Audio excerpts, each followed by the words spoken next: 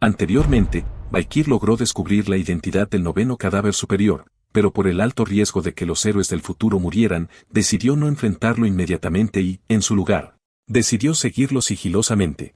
Sin embargo, por un descuido, terminó chocando con la santa, llamando así la atención de todos.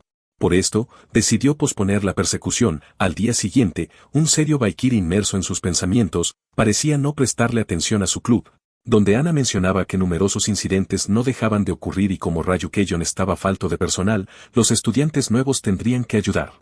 Tendrían que escoger un caso, investigarlo y, finalmente, presentar un artículo de este. Piggy estaba nervioso por su primer artículo y Bianca, al ver el número de incidentes, se preguntó qué demonios estaba pasando con Eclíptica. Entre los casos, destacaba la investigación hacia Lord Leviathan, quien se creía era un terrorista que había anunciado el envenenamiento del río Venecior, la desaparición de un apuesto actor, donde se creía que el responsable había sido un fanático, la desaparición del cabeza de una familia, un caso de una persona que había herido a muchas en la calle y, incluso después de ser condenado a muerte, seguía negando su culpabilidad, asegurando que alguien con su rostro lo había hecho. Por último, un caso donde se hablaba del aumento en las desapariciones, mencionando que quizás el culpable era el sabueso nocturno. En ese momento, Baikir tomó uno de los casos, el cual hablaba de la desaparición de 3 estudiantes dentro de la academia, donde creían que había sido un escape de amor. Sin embargo, un enojado Baikir sabía que esto no era así, pues los verdaderos culpables eran los cadáveres superiores. Mientras tanto, en una residencia cercana a la academia, una pareja dormía plácidamente. En mitad de la noche, el hombre se levantó y se dirigió a la sala. En ese instante, su ojo brilló intensamente. Era Dantalian, quien llevaba otro rostro. Preguntó a sus subordinados qué habían descubierto sobre el hombre enmascarado. Sus seguidores eran Efebo, el tipo que había perdido ante Baikir, una chica llamada Geronto, Febe, que empuñaba unas tijeras como arma, y Fedo.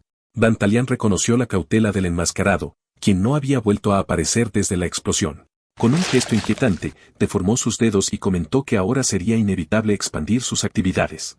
Acto seguido, disparó a cada uno de sus subordinados, compartiendo sus caras con ellos, para luego ordenarles a todos salir a la luz del sol y encontrar al hombre de la máscara de la plaga. En ese momento, la puerta de la sala se abrió, revelando a la esposa del hombre, quien, preocupada, preguntó qué estaba pasando y quiénes eran esas personas. Sin embargo, el hombre ya no era su esposo. Dantalian, con frialdad, comentó que quería un rostro más expresivo para su colección, pero lamentablemente ya no podría tenerlo. Al instante, Fedo se posicionó detrás de ella y, mientras Dantalian pedía que no arruinaran su rostro, Fedo se encargó de ella. Dantalian, deformando su propia cara, mencionó que, debido a la muerte de Andromalius y la intervención del enmascarado, la operación se había retrasado. Y al cambiar su rostro nuevamente, ordenó a Efebo que lo siguiera, comentando que necesitaba verla para calmar su estrés acumulado. Al día siguiente, en el orfanato, Dantalian recibió con una sonrisa a la santa, quien de inmediato le preguntó por qué sonreía. Él respondió que era porque tenía a una hermosa santa frente a él. No obstante, ella lo interrumpió, seria, diciendo que no estaba allí para bromear. Dantalian mencionó que le preocupaba lo infrecuente de sus visitas, y la santa reveló que, debido a los recientes asesinatos y desapariciones, estaba ocupada con el periódico. Dantalian, con una sonrisa, pensó que todo aquello era obra suya. Mientras tanto, la santa reflexionaba sobre Quilty Rune Indulgentia, el hombre frente a ella, líder de la rama secundaria de Q-Badis, quienes ofrecían servicios de orfanatos, monasterios y hospitales. Sin embargo, también apoyaba el sistema de indulgencias, donde los ricos podían librarse de sus pecados pagando grandes cantidades de dinero. Para la santa, la falsedad de Quilty era obvia y consideró que éste ocultaba algo. Ella reveló que su propósito allí era solicitar la eliminación de las indulgencias, argumentando que era un error pensar que el dinero podía absolver los pecados. Quilty preguntó por qué, señalando que donar grandes cantidades de dinero era suficiente castigo.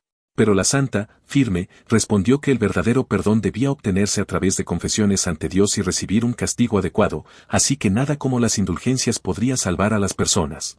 Quilty se dio la vuelta y dijo que solo seguía los principios de la iglesia, sugiriéndole hablar con su padre sobre el asunto. Luego, le pidió que se retirara, ya que los voluntarios de la academia estaban por llegar y no era necesario que ellos escucharan sobre los asuntos de los Q-Badis. La santa, aún seria, mencionó que volvería más tarde y se fue. Mientras tanto, Dantalian, incapaz de contenerse más, dejó que sus ojos demoníacos se revelaran mientras pensaba en lo hermosa que era, luchando contra el impulso de añadirla a su colección. Sin embargo, sabía que debía esperar. La santa era su mejor hallazgo, y para aprovecharla mejor, necesitaba esperar hasta que llegara la era de la ruina y su rostro estuviera lleno de desesperación. Mientras temblaba de emoción, murmuró que necesitaría abrir la puerta lo más rápido posible. Mientras tanto, Baikir llegó al orfanato, preguntándose si ese era el lugar que Cindy Wendy había encontrado en los registros de Andromalius. El orfanato también pertenecía a Cubadis, y Baikir concluyó que si la influencia demoníaca se había extendido desde la espada de sangre de hierro hasta los religiosos, era probable que también estuvieran ocultos en otras familias. Después de la explosión, sabía que investigar como el sabueso nocturno sería difícil, así que decidió infiltrarse como estudiante. Sin embargo, sus amigos lo siguieron, y en ese momento Tudor comentó que tenía suerte de tener amigos que lo acompañaran como voluntarios. Baikir respondió que no recordaba haber pedido ayuda. Aunque su plan era investigar, ahora el trabajo de voluntariado se había vuelto una molestia. Si quieres ver la próxima parte de este manga, dame tu like, comentario y suscripción. Hasta la próxima, guapos.